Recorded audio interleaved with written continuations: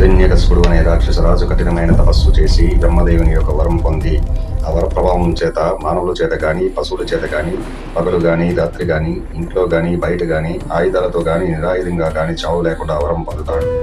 హిరణ్యకశిపుని యొక్క కుమారుడు అయిన ప్రహ్లాదుడు విష్ణుమూర్తి భక్తుడు అయిన చేత తన తండ్రి యొక్క ఆదేశాలను కాదని ఓం నమో నారాయణాయ అంటూ విష్ణుమూర్తి వారిని ఎప్పుడు ఆరాధిస్తూ ఉండేవాడు. తన కుమారుడే తన శత్రువు అయిన విష్ణుమూర్తిని పూజించడం చూసి ఆగ్రహించిన హిరణ్యకశిపుడు ప్రహ్లాదుని చంపడానికి అనేక ప్రయత్నాలు చేస్తూ ఉంటాడు. సముద్రంలో పడేయడం జరుగుతుంది, ఏనుగులతో తొక్కేయడం జరుగుతుంది, పాములతో కల్పించడం, మంటల్లో వేయడం వంటివి చేసినా సరే ప్రతిసారి కూడా విష్ణుమూర్తి వారు ప్రతి ప్రహ్లాదుడిని రక్షిస్తూనే ఉంటారు.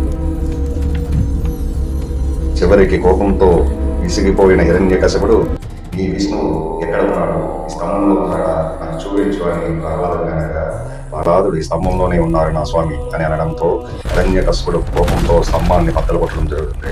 అప్పుడు విష్ణుమూర్తి నరసింహావతారంలో సగం మనిషి సగం సింహం రూపంలో భయంకరమైన రూపంలో గర్జిస్తూ స్తంభం నుండి వెలువడడం జరుగుతుంది.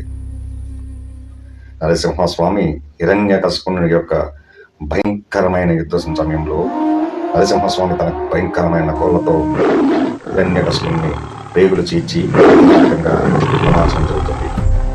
దీంతో రాక్షస సంహారం పూర్తయినది. ప్రహ్లాదుని యొక్క అచంచలమైన భక్తికి ముక్తుడై శ్రీ మహావిష్ణువు తన భక్తుడిని కాపాడుకోవడానికి నరసింహావతారంలో వచ్చి ధర్మాన్ని నిలబెడతాడు. ప్రహ్లాదుడి యొక్క భక్తికి నరసింహస్వామి రక్షణగా ప్రతీకగా నిలుస్తాడు.